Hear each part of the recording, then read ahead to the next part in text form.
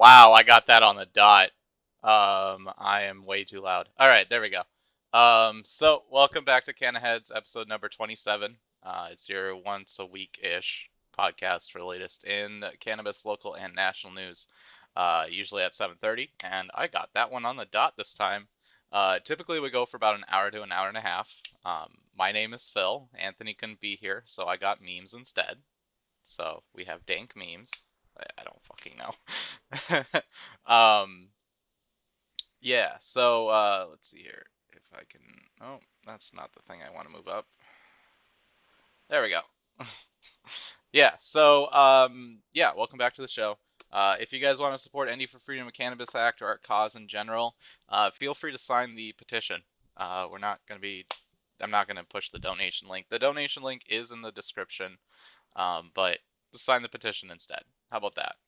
Go to ndforfreedom.com or .org to find a petition near you, and you can use our fancy schmancy petition locator, which looks a little something. I don't want the super long. There we go. It looks something like that, and that shouldn't be up just yet. But basically, you can find a petition near you by typing in your zip code here, and it'll find the nearest petitioner near you based on your zip code. If you do it on a cell phone, you can click the thing, and it'll ask you if you want to use your location instead. Doesn't matter either way. It's only stored on your device. So yeah, feel free to check us out. Also, super huge thing that we need to address. Submit in your petitions. Your petitions can go to Jody Vetter at 2108 Boston Drive, Bismarck, North Dakota 58504. That is also in the description. And very, very big font, it says submit your petitions. You can just copy and paste that into USPS if you want to just buy a label off of the website.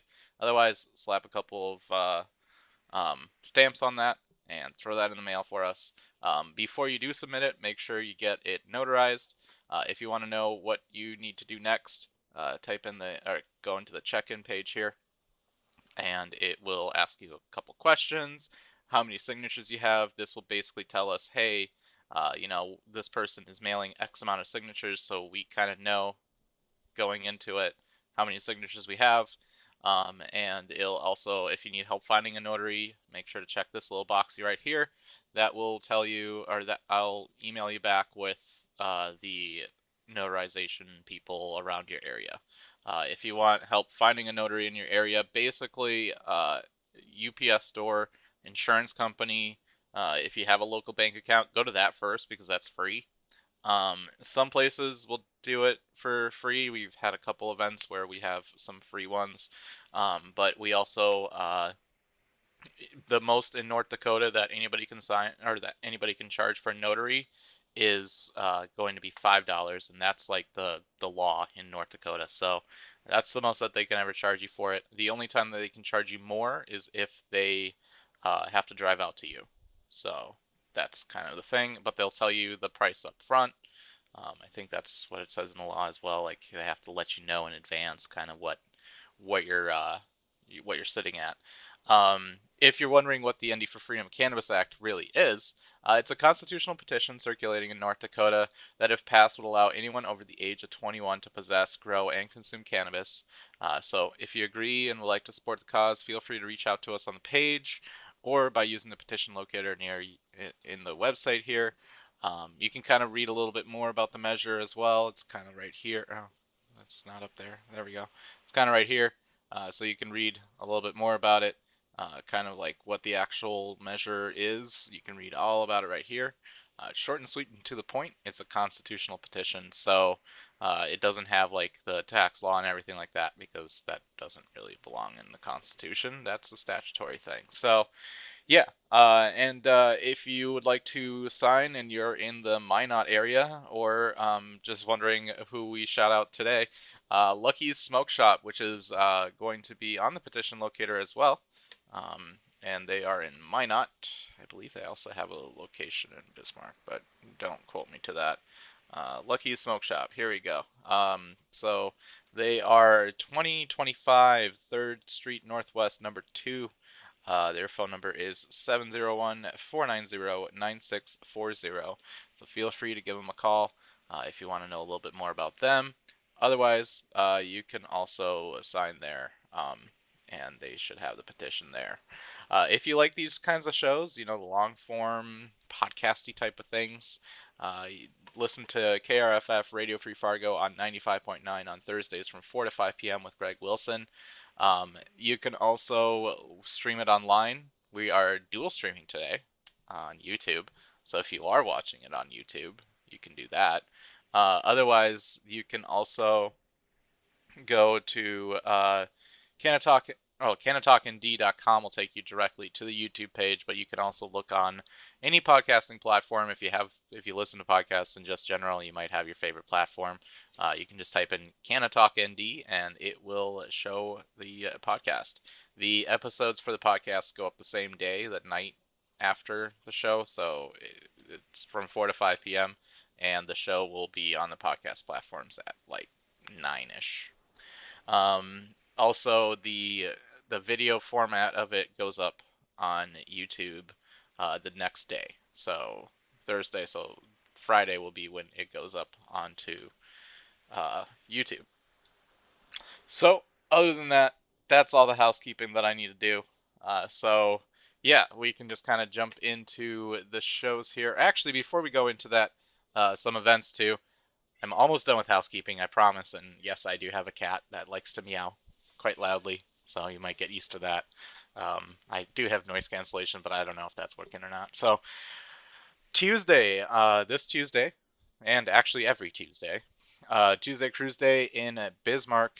That is done by Dustin Pyre, and that goes from 4 to 7 p.m. They are on the main drag in Bismarck. Yep, on Main in Bismarck. So they're going to be by Big Boy. You can come out if you have a petition as well. You can drop it off with him. Or if you have a petition and want to get some more signatures on there, you can petition with us. It's a group gathering type of thing. So you guys can hang out, get to know some people, and also if you feel comfortable enough to go out and get some signatures. We also have an event in Parshall. This is actually from 1 p.m. to 7 p.m., and that's going to be in Parshall, North Dakota. So if you want to know more about any of these events, you can go to the events page, that's the Tuesday Cruise Day one, and this one is going to be the Parshall one. So you can go to any of those, learn a little bit more about it. And yeah, that's what's up. I don't know. So yeah, so let's kind of get into like more of the lighter topics. I've done a little bit more graphics if you haven't noticed. I got bored today, so yeah. This one's just kind of an interesting one. 4th of July was yesterday, obviously. And on Thursday this came out.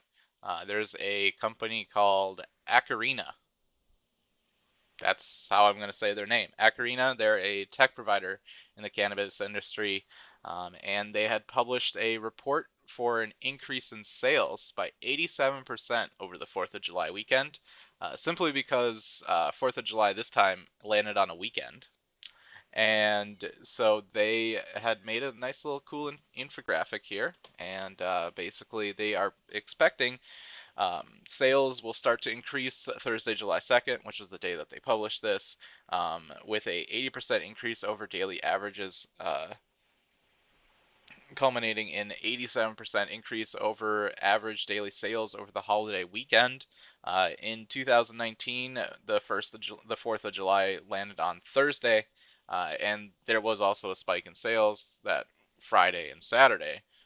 So this is just going to make it, a longer weekend. Everybody got a longer weekend for this. And so they basically expected an 87% increase over daily average sales from the 2nd to the 4th, with the sales starting in July 2nd with 80% increase, which is 1.8%, or 1.8 times its daily average sales in 2020. On Friday, July 3rd is what they expected for the highest sales that day. And they basically had a breakdown of what they expect. So 45 in flower, uh, carts and pens at 35%, concentrations at 11%, and edibles at 9% up on all of these. So people commonly, as far as the other interesting thing that they did, is they related that to food. I'm sure you guys all did a barbecue thing, or made some sort of dinner. We made well, I made steak. I made elotes, which are, by the way, the best way to eat corn. An elote is basically sour cream, or if you can get crema, which is like a Mexican cheese fermented thing. I don't know. It's like sour cream, but Mexican food. And you put some chipotle peppers in it. You mix that all together. You add a little bit of mayo, is what I did to kind of sweeten it up a little bit. Add a little bit of lemon juice or lime juice, and put that on your corn, and it's probably the best thing in the entire world. But commonly, people would expect to pay about $76 on average for a 4th of July dinner, and that's, if people are coming over and all that stuff, and you're grilling a whole bunch of food. Um, I spent about that just for two people, but whatever. The average cannabis order will be close to $100, or was close to $100, which is an increase of $11 in the average order total in other days that year. So usually people's orders, as far as in a recreational state that also has medicinal, would be around 87.12, so $87.12. That's a national average. And yeah, so I'm kind of more interested to see how accurate this was. Acarina is the name of the company. They didn't really update us yet, but it's Sunday, so I'm sure that they probably will have something tomorrow, or that week. I've been doing live streams daily, other than yesterday and Wednesday, just because there wasn't really much going on. So if there is an update to this, I probably will bring it up. But it's just basically the updates throughout the week are just more of me just talking for 10 minutes, saying, "Yo, this is what's coming up." So yeah, that was kind of an interesting story. I found interesting, at least. So yeah, we can kind of go into the more of the heavier topics, which actually isn't much, by the way.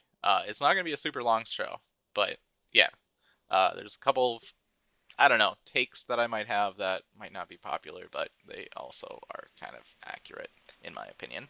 Um, Congress, well, the House of Representatives, House of Representatives, not representative. There's multiple representatives in the House in the U.S.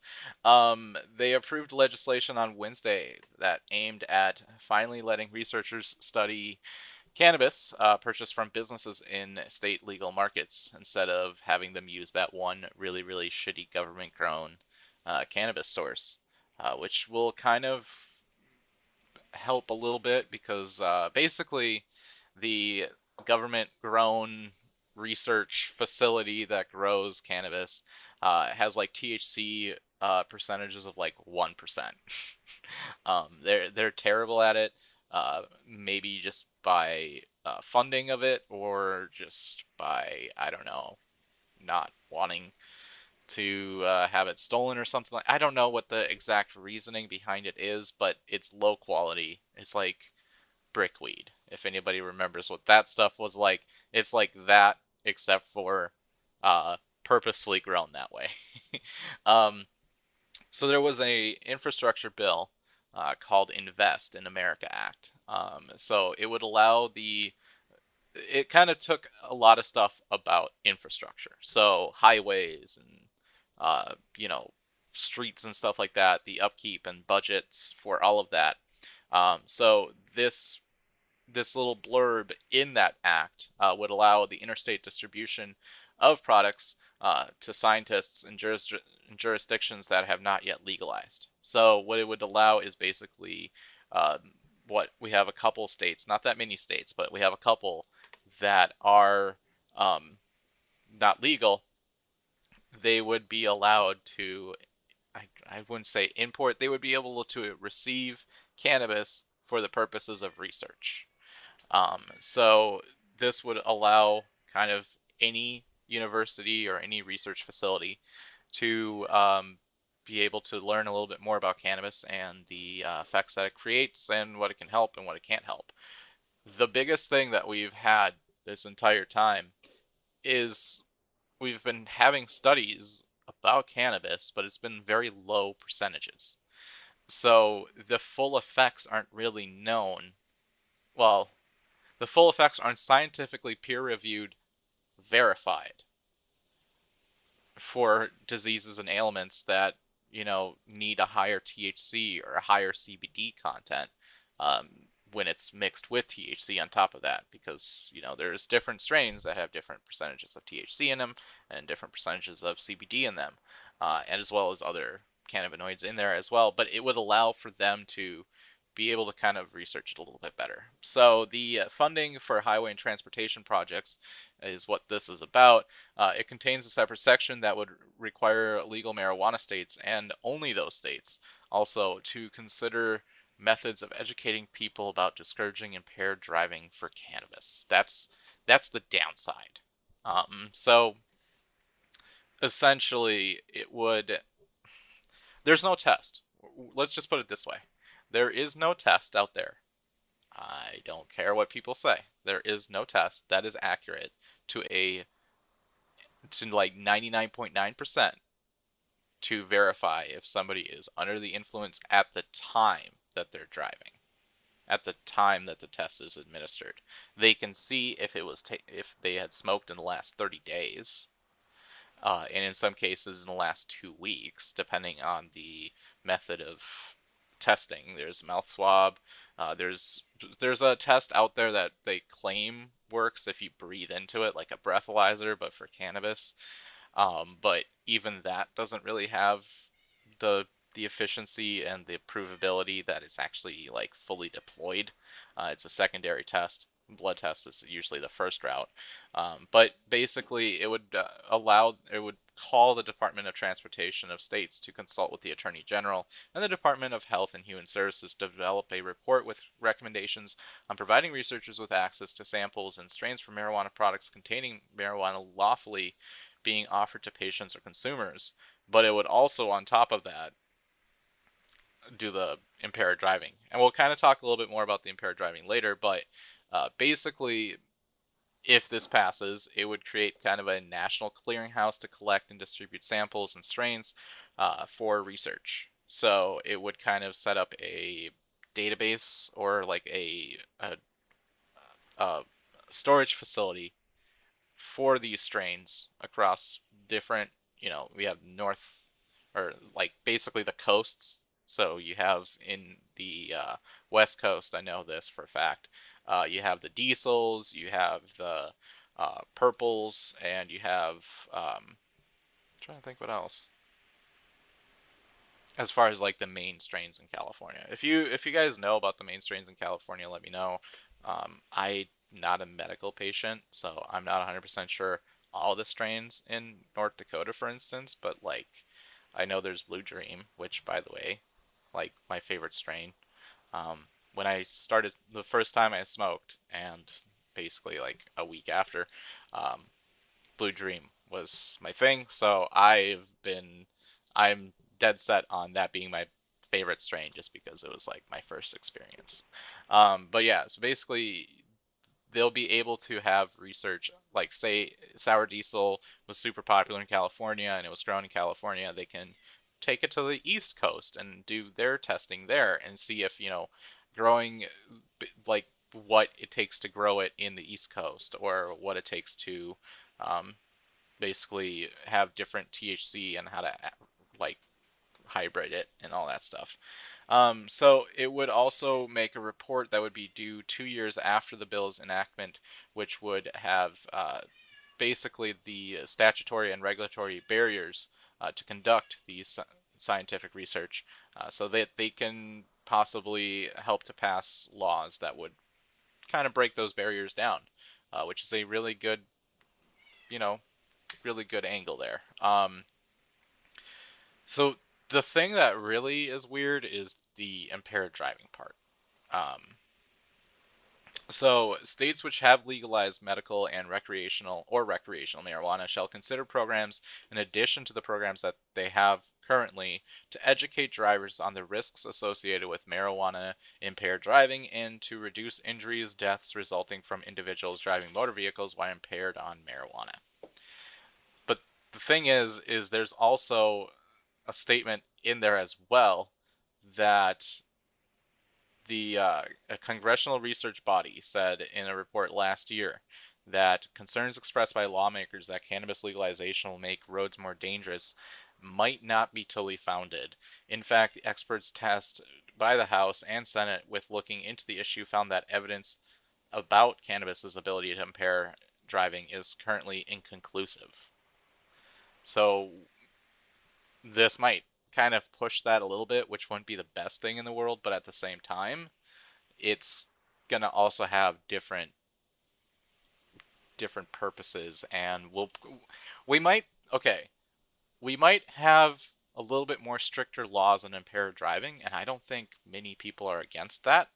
I think more people are against the fact that we have a very, very strict guideline on the different diseases that it can provenly treat when there's so many more that aren't on that list, and people's excuses of why isn't this on the list is, well, there's not enough research for it. So it's kind of trading one thing for the other, but at the same time, it's going to allow states that are only medical right now and, have tried recreational, for instance, and it doesn't pass through or anything like that, it would let that state be able to even possibly modify their their list of conditions to have more conditions to them. Like North Dakota, for instance, there's a lot of conditions in North Dakota that would be covered, but I'm not 100% sure where the shortcomings were in that list off the top of my head, but I do know that there was a lot of debate over anxiety, depression being on that list, and everything like that. This would kind of help a little bit with that. Maybe the impaired driving, I don't know. Nobody's really against the impaired driving, in my opinion. Just because, like, I know a lot of people. I've, I've driven stoned before, and the thing that actually really fucked me up when driving stoned is, people's roof racks on their car. You know how like some of them have like ski racks where it's like you can put a bike up there or whatever. Um, I saw those and thought cop lights every single time. Whichever car I'd be behind or in front of, I would literally be looking in my rear view and be like, "Oh shit." So that's something. But I mean, as far as impaired driving and stuff like that, they've obviously, if we can prove that impaired driving isn't such a major thing in driving, I don't think we should just be like, yeah, you can totally smoke and drive. It's totally fine because people's reactions to different drugs differ from one person to another. One person might be totally fine, the other person might not. And we also even on top of that, we also have impaired driving with prescription medication as well, like Xanax. Uh, I every single time I've taken it, I've been kind of loopy drunky, and I don't think I would feel comfortable driving. Just my personal opinion. Um, yeah, I still do. I don't. I honestly, I don't drive high. When I moved to North Dakota, I haven't gotten my license yet, so I don't drive in North Dakota. But I live in a small ass town, so Grand Forks is pretty small in my opinion, in relation to like Fargo or Bismarck. Yeah. So I everywhere is about a 20 to 30-minute walk, and if it's not, then you take a bus. So it's not that bad here, but yeah. If I drove, I I don't commonly smoke either. I It's surprising, I know. But I definitely when I smoke, I definitely wouldn't be able to drive. Just from like if I do it every once in a while. If I do it on a daily basis, I might, but I've never really needed or wanted to smoke on a daily basis. So yeah. Oh yeah, dude. Yeah, whiskey racks. Yeah, exactly. Like I don't know what it is, but it's like my mind will literally be like, "Oh, there's the red light right there, and there's the blue light." Like literally every time. Um, there's yeah, and I this was in California too, so it wasn't. It was that plus in California, cops can hide in like bushes and shit, like on a motorbike. They're totally legal to hide in like if there's a bush right there, they can hide like behind it if you're going this way. So I've gotten pulled over this way too. Drive by and they just pop right out. Like you don't even see them. And they're like, "Oh, lights on." And it's a little itty bitty little motorbike and it's kind of funny, but it was actually my first ticket was from a motorbike. It was um it was it was highway patrol I think that got me. And that was for speeding. Um, but yeah, high or sober. that that is true. I fully agree there. I don't know. It's crazy.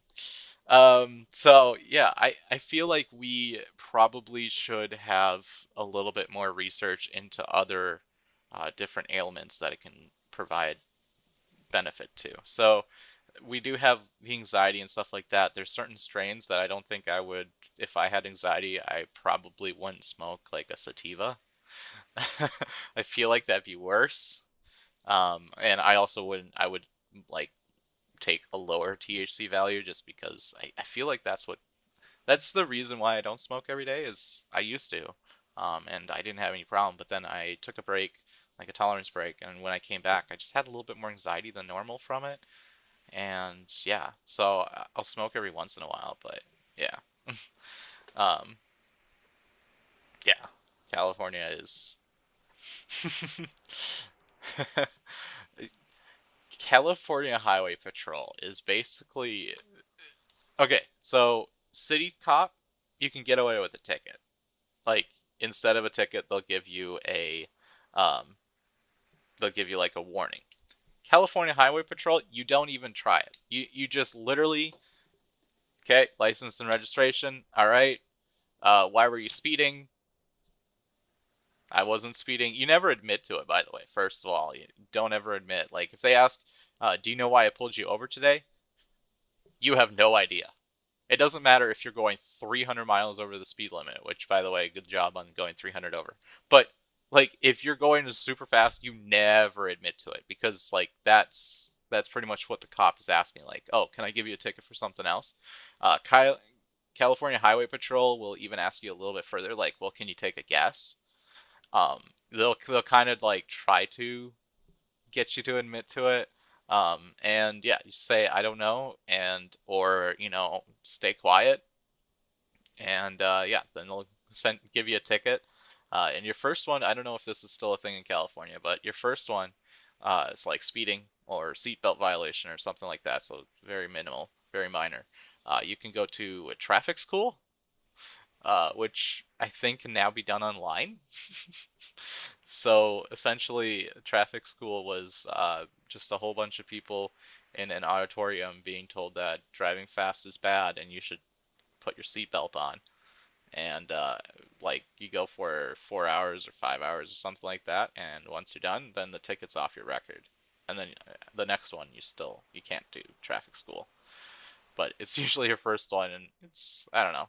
And then in the that thing is actually where they told me like, when the cop asks you, do you know why I pulled you over? They actually full on admitted it. They're like, yeah, if they ask you, do you know why I pulled you over? Never say anything. Just literally don't know. Like they kind of, I don't know, explain the law a little bit better, which was funny because most everybody that's there got a ticket, and yeah. So yeah, and I feel like learning a little bit more about impaired driving would probably be pretty helpful. And also, it's not the worst thing in the world if they actually do find and research a test, because that can be on both hands. In like the medical world, as far as antidepressants, there's an actual test that you can take where it's a mouth swab thing, and they can figure out the enzymes in your liver that metabolize certain certain antidepressants better than others. And that kind of a test, I feel like if they have that for, if you have pain, but I guess it doesn't work for you type of thing, they can see like, oh, okay, well, CBD doesn't really work so well, so you should probably get a strain that has more CBG, or there's a lot of cannabinoids, but, different kinds of cannabinoids that are a little bit more heavy on one side and less on the other, they can find a test even to do that. And if they do that, I think that's just as helpful as an impaired driving test. And I don't know how many different ways that one can test, but there's really not a conclusive way to test for cannabis impairment at the time of the test being administered. There's a test that can tell you, if you smoked in the last 2 weeks to a month, but that doesn't answer the question of, is this person driving that I pulled over here impaired right now? And it would possibly also solve the problem of, you know, in probation, for instance, there's some probation officers that, like, if you're in a legal state, they don't actually care if you smoke. Um, but there's also ways for them to, see if you have, like, if you violate and they let you off on a violation, there's a way that they can see if the if the amount of metabolites are going down or not. Well, some people don't metabolize it as fast. So some probation officers might be seeing, steady metabolites in somebody's urine and thinking, "Oh, they just kept on smoking." There's no conclusive test that you can see if somebody has, you know, stopped smoking, or if they've started smoking more, or anything like that. Those types of tests would be helpful for a lot of people. And, some POs are assholes. I've had a couple, uh, quite a lot of them. I've, I was on probation for 5 years once, and for uh, 6 months after that, or well, 3 months. So yeah, it's kind of like, they there's some that are totally cool. They're like, I don't care if you smoke, just don't get caught, almost. And others that are like, drugs bad. And those are assholes. And those are the ones that would probably violate you even if they saw a dip in your metabolite level. But unfortunately, that's the fucking legal system. And there's laws in different states that, even if it's legal in that state, you still can't smoke if you're on probation. Like, it's a court order that you don't take any mood altering substances. That's the technical term for them. And ones that aren't prescribed to you, at least. If they're prescribed, then they have to let you. But yeah, it's crazy. Crazy world. Um, so hopefully we kind of learn a little bit more as far as if they have access to some actual good strains and some good different strains just in general. We might be able to find out, hey, this strain works better, or this type of a mix of strains. So like diesel and all of that stuff, those are your main, but then there's like different variations of hybrid strains where they are kind of both on the same the middle, like indica and sativa. They're just kind of in the middle there, and they might be like, hey, for this type of ailment, this is better. For this type of ailment, this is better, and they it's just going to be better. I don't know. There's a lot of things that can come from research, and that's the reason why I'm happy about it. As far as testing for people under the influence, I highly doubt they're going to get an answer. I don't think there's a way. But you know what? That's what science is. So, finding a way to a problem that nobody knows how to solve. Science. Um, so, there's also Idaho. This is the Idaho issue. Um, this is a long story here, but did it pop up? Oh, it did. It's just like whatever. Okay. Oh, I didn't hit show. There we go. All right. So I'm sorry about clipping there. So Idaho Medical Marijuana Initiative could be getting a chance to extend their ballot. So we can kind of start from the start here. About 2 or 3 weeks ago, um, there was a court case on a separate ballot initiative, just in general, called Reclaim Idaho. So Reclaim Idaho had gotten a ruling that they would be. So they had sued Secretary of State on the basis of uh, COVID from fucking them up, and they were given two options by the judge, at least for the Secretary of State. They could allow for their ballot or for their initiative to be on the ballot right away, just right now, or they could allow for an extension of 49 days or 48 days, sorry, and they can also collect electronic signatures electronically.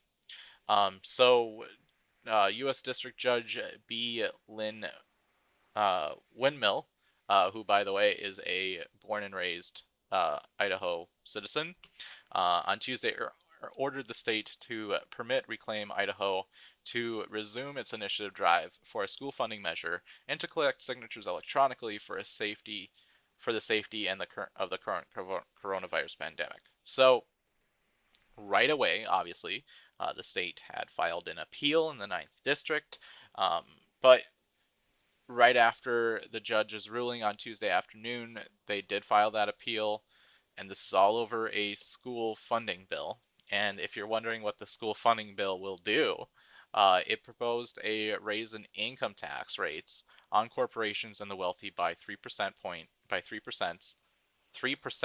Wow, can't talk. Which is expected to raise about $170 million a year for public schools. So yeah, apparently that's not okay with some people. Schools actually being able to not have their teachers buy all their shit for their students.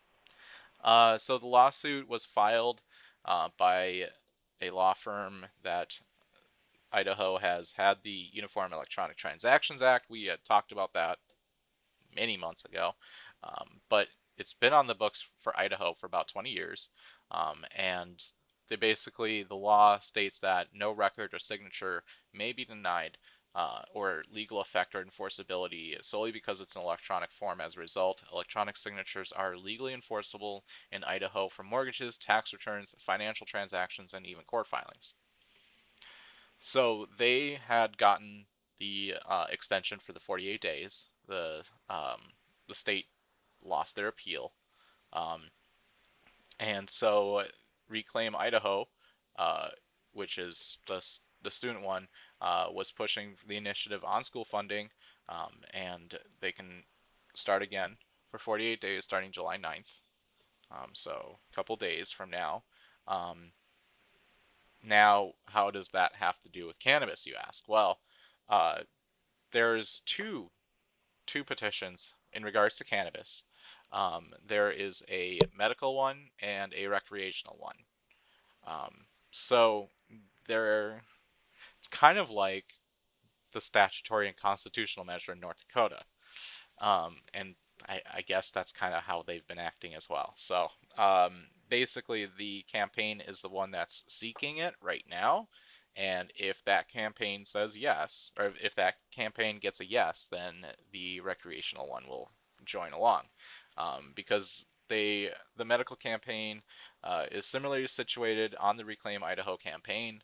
They're kind of the same, they're going for the same type of law change. And if they can get that extension, and they can collect electronics or signatures electronically, then they're going to ask the Secretary of State for their measure to be enforced that way as well. But the question is, and there's a lot of them, how exactly are they going to collect these signatures? there's a way to enforce signatures electronically, and that's great and all, but what about on a mass scale? So they need 55,000 signatures. They are at 45,000. So if they can get this electronic signature thing in 48 days, they more than likely will get on the ballot. They need what, 50 or 10,000 signatures, which in North Dakota standards is a lot. It's half of what, or it's a little bit less than half than what we need.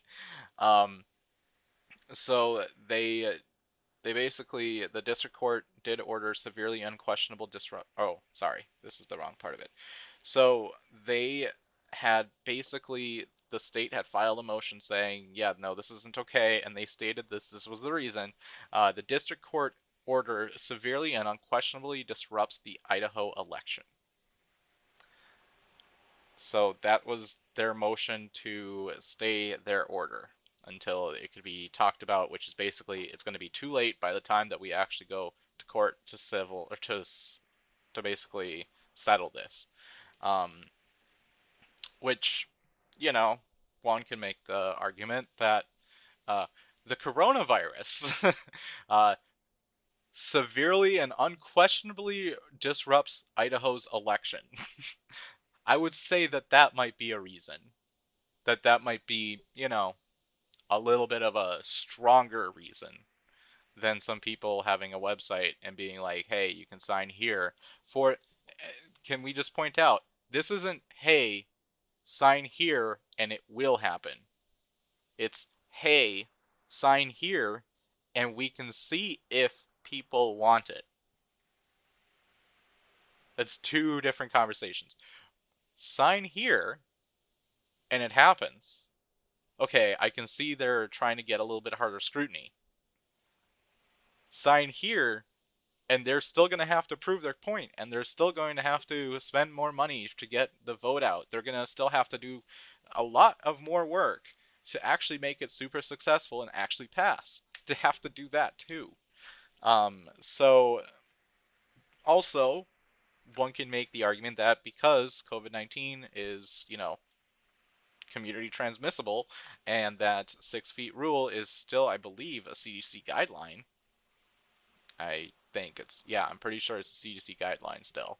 Um, that basically expecting people to stay 6 feet away. You can see this in North Dakota as well, with just how difficult it has been. Um, that technically, that rule, the argument can be made that that also severely and unquestionably disrupts their right to petition to get a measure on a ballot. That can be done both ways, which is, by the way, in Idaho, a constitutional protection and a right. So their argument kind of goes against, their argument has no merit based on the fact that if it's one way, it has to be the other. Um, so basically, they're at 45,000 signatures. If they can get the deadline extension and online petitioning, they can get probably 10,000. And then there's the question of, okay, well, what about North Dakota? So it is a federal case. It is upheld at a federal level, for Idaho at least. It's a matter of if that law can transfer into another state, where there's different wording to the Uniform Act, or what is it called? Let me see, I had written down um, the where was it? The Electronic Uniform Act. I forgot what it was, but basically, North Dakota does have it as well. Actually, every single state does. It's a federal law that the state then, um, passed their version of it. So like they took guidance from the federal law and they were like, okay, this will work in North Dakota this way, for these reasons. North Dakota does have a pretty uh, easygoing law in regards to that. And it is actually a possibility that this might work and that this type of argument might happen. Um, we were kind of thinking about it when Ohio had done such a thing. Then they got shot down. And so they were going to go to federal. That never happened. And so Idaho kind of went there and tried to appeal it. It seems like that's not going to happen. And the one really good thing about that is it is actually happening in North Dakota. I'm not 100% sure exactly how it's going, but there is also another measure. Let's do some on the spot investigations because I just thought of this. So there is that property tax, or no, not property tax. Sorry, the military voters thing, which you know, that's their thing. I wouldn't say that that's North Dakota votersfirst.org. Um, so voters first. They did. I think they did for. Yep. So I guess here's the update. Um, the judge denied their request. Um, and I think I remember reading this, but not 100% sure. But yeah, Karen, yeah, Idaho, honestly, they, for some really, really weird reason, Idaho as a state is kind of like innovative when it comes to like just the cannabis industry there. That the way that they played this was actually really smart, and North Dakota, this would have happened. This would have worked in North Dakota as well, where they're like, well, there's obviously a bias when it comes to cannabis, so we're not going to go to a judge and ask for an extension because we're already kind of down. We there's the bias is it's illegal, so and a lot of people see people as like lazy that smoke, which is totally bullshit, by the way. Honestly, I think I did better in school when I started smoking. But so they had waited for this school board measure, which there's really not much of a bias when it comes to that. Like, I don't know. I wonder what people's reaction that don't think it's a good idea was. I can tell you the people who were biased against this measure were probably corporations and the wealthy by 3%. Or corporations and the wealthy. So, I mean, they already have that because that's a good amount of money to fight against them type of thing. But they had been like, we're here for the teachers. And then once they got that ruling, then all the other measures saw that and were like, okay, we can now jump in. Because if what is it called? What is the name of their organization? Um, Reclaim Idaho. Oh no, that's the one that was for school funding. Um, what is the name of the Idaho people? Um, Reclaim. Uh, New Approach. That's what it is. New Approach. The people behind New Approach were like, okay, now we have confirmation that that way worked, so it should be able to be applied to our way. And they're also realizing that, hey, okay, so medical is a little bit easier to pass through. If medical gets it, then recreational will definitely get it. And they're trying to basically keep a low profile when it comes to this type of a move because it can possibly end up backfiring. And even if they get it and it comes out with a whole bunch of uproar over people being like, "Oh, that's bullshit," then it's the other people that have to deal with that before they have to. So it's a smart idea. And I would say that if if it does work in Idaho, then North Dakota definitely can. Obviously, so the 8th is the 2020 deadline. We'll have a little bit more coming to that. But the 22nd is the 2022 deadline. I want to make sure I don't have too many twos. The 2022 deadline. And, we'll have a little bit more information about that. But if it's for 2022, there is a possibility that, yeah, we can technically take it to court. Um, the question then becomes, yes, we do have lawyers. We have two. Well, we have one that actually wrote the measure, and we have a second that kind of like we talked to before.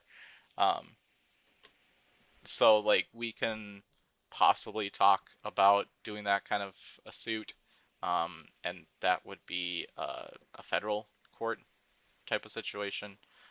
But it's a possibility. We did talk about that when Ohio went and did this, and so yeah, yeah, and South Dakota. I don't know why everybody's like new approach. That like what is? I get it's a different approach to a problem, but like I don't know. It's a little bit more straightforward if you say like cannabis in the name, but I know exactly why it's not helpful, and that is if you look at your Facebook statistics, if you say the word cannabis anywhere in a video, a post, or anything like that, it doesn't get like pushed out as much. And you know what? Since we're on that subject, Facebook. Okay, we're gonna have a little bit of a conversation. If you guys want to jump into it, throw it in the comments. Also into the video comments if you're watching this later. So if it's not live, you can still comment in there, and I'd be more than happy to reply. So a whole bunch of advertisers, Unilever, Pepsi. There's a lot of advertisers. Actually, why don't we just pull up something like that? Facebook advertising boycott. So there is a boycott currently against Facebook, and I can understand why, but for a different reason. So there's a boycott against Facebook, and it's called the Stop the Hate campaign, where Facebook has kind of blundered it quite a lot.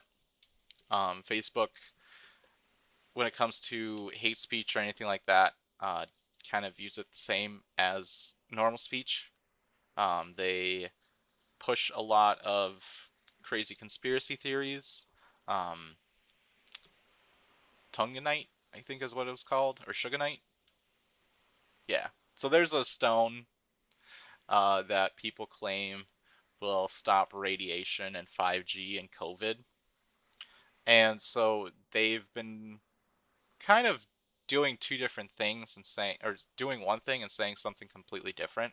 Um, and the reason why it relates to us is, those fake news alerts that you get. So like if you accidentally repost something that uh, Facebook, in their infinite wisdom, has deemed to be fake, they will put a like label on it, and they'll kind of hide the picture, and you have to hit something to see it. They also do that for hate speech, so violent speech. They also do that for uh, sexual stuff.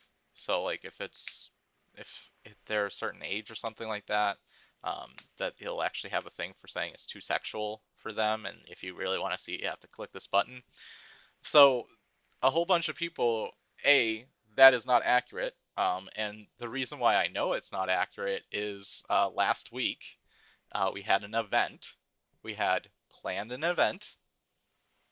We had organized said event. We knew it was a thing. We, without a questionable doubt, knew that this was real. and it just like slapped a label, and it was because in the picture they had talked about cannabis. So our post had cannabis in the picture, and that was the reason why it got struck as fake news. So they've been kind of doing that while at the same time to certain fringe groups, alt-right, um, and different posts like that, they haven't been doing that. And it shows a bias towards graphic and hate speech and being like, that's totally fine on our platform. On top of that, Mark Zuckerberg, um, when asked, when it comes to political campaigns, if a campaign states something against their competitor that's fake, will you take it down? Will you put that marker on it? Or what? And he said, no, we're not going to do any of that. So that kind of pissed off a lot of advertisers. And they have all pulled out. Facebook like went down the drain as far as stock prices. Um, a whole bunch of companies had come out with their boycott against it. There's actually a bunch of companies that took it even one step further and said, you have till the end of the month. If you don't fix it by the end of the year, though, we're not ever going to come back. And that would be very bad for Facebook. When it comes to political stuff, that's the reason why I'm bringing it up.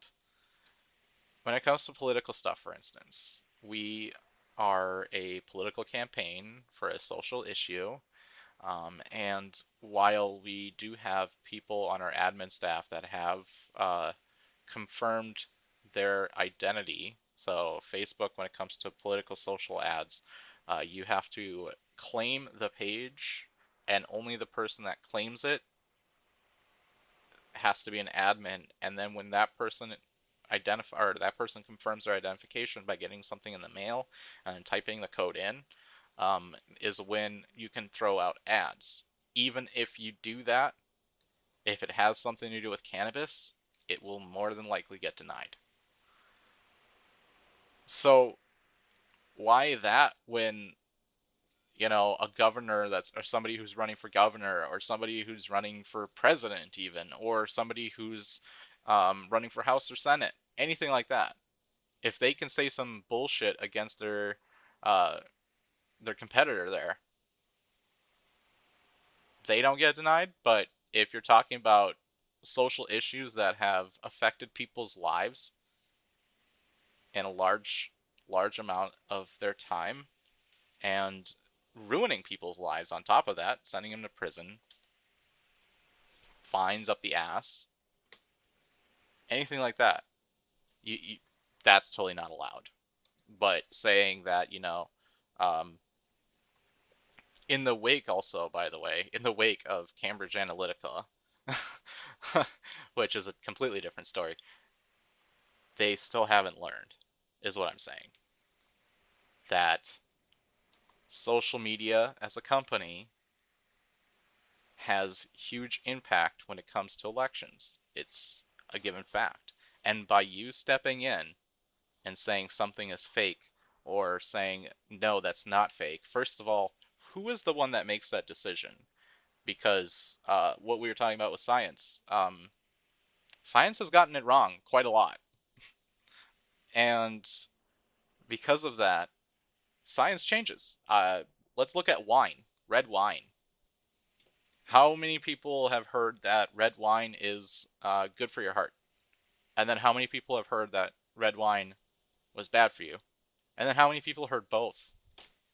Because that's science. So proving something is wrong once could possibly be right later.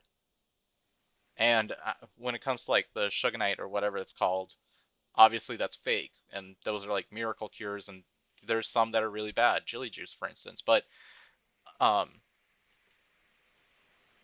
as a company saying that something, I mean, it's their freedom of speech, it's their platform, they can do whatever they want.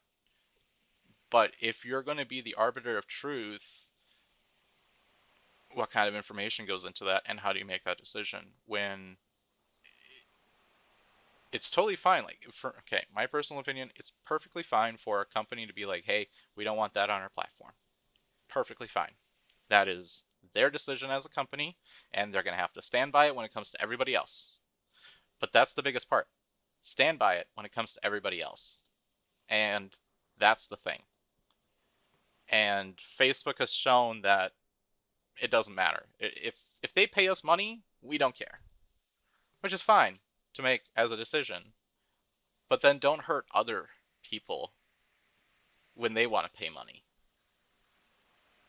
Literally, I ran a campaign on Facebook like 6 months ago or something like that for us.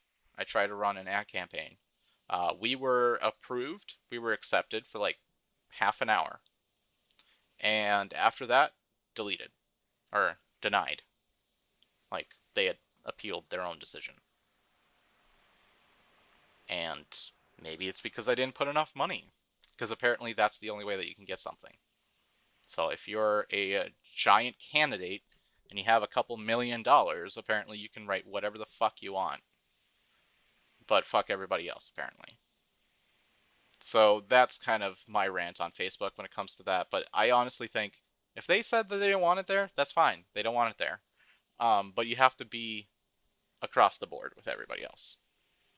But I'm kind of interested about what other people think because it's an interesting topic and it has affected us heavily when it comes to even recommendations of us.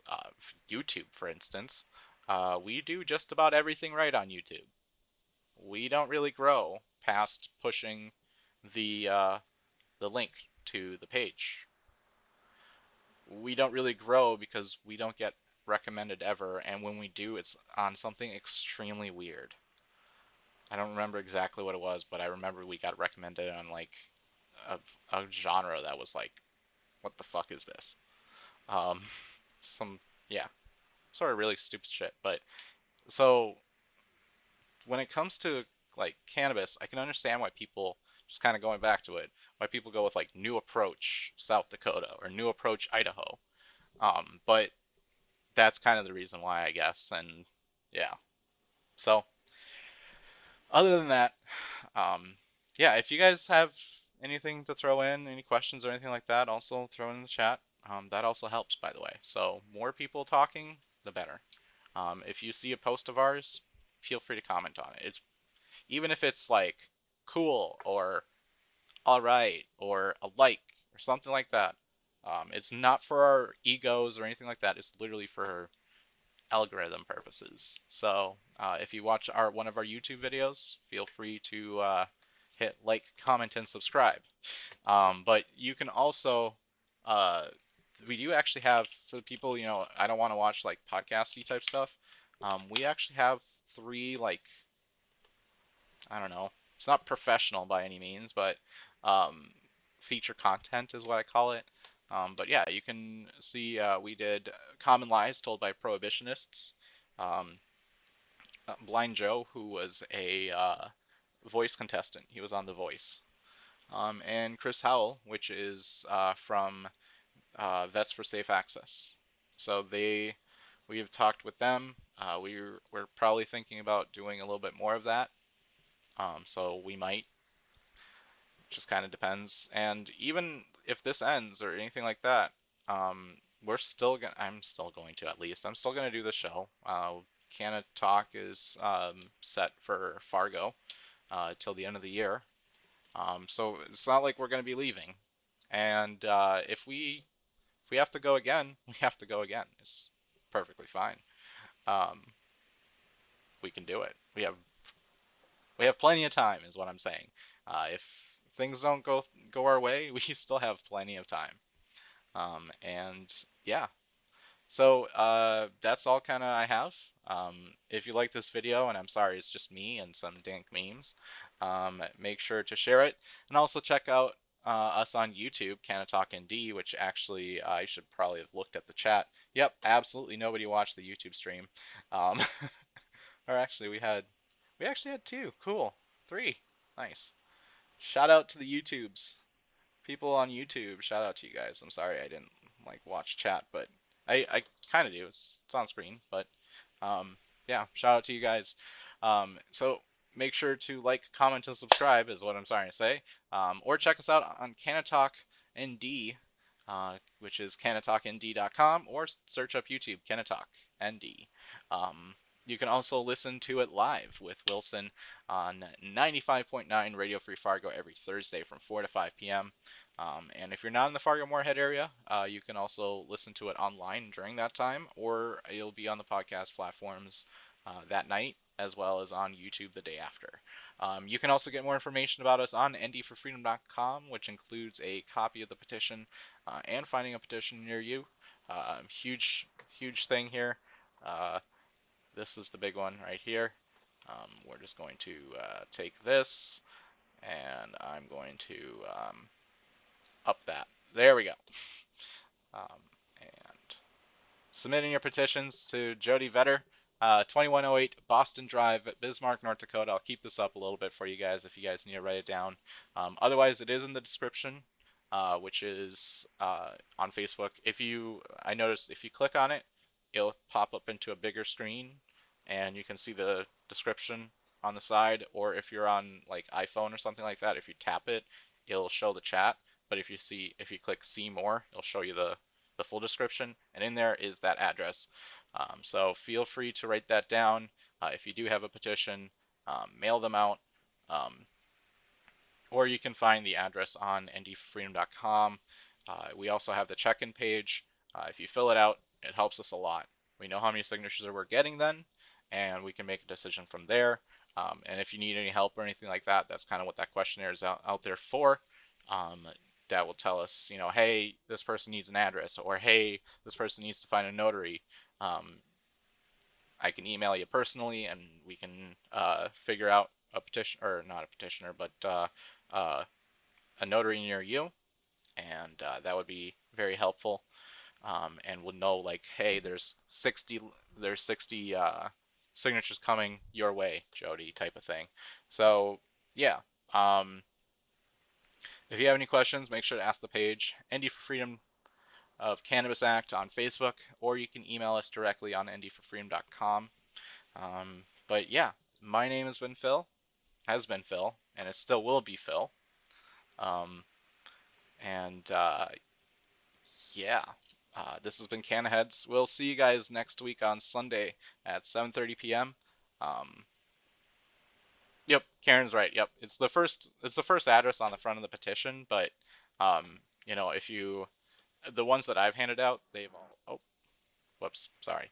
The ones that I've handed out were in like a manila envelope. So like if you put your petition back in the manila envelope, you can just write it on top of the manila envelope, which is the reason why I gave it to you guys. You don't have to do priority mail. It's North Dakota to North Dakota. Trust me, they can do that quite fast. So feel free to throw that in the mail when you get it notarized. Otherwise, my name is Phil, and this has been Canna Heads, and we will see you guys next week on Sunday at 7:30 p.m. Bye.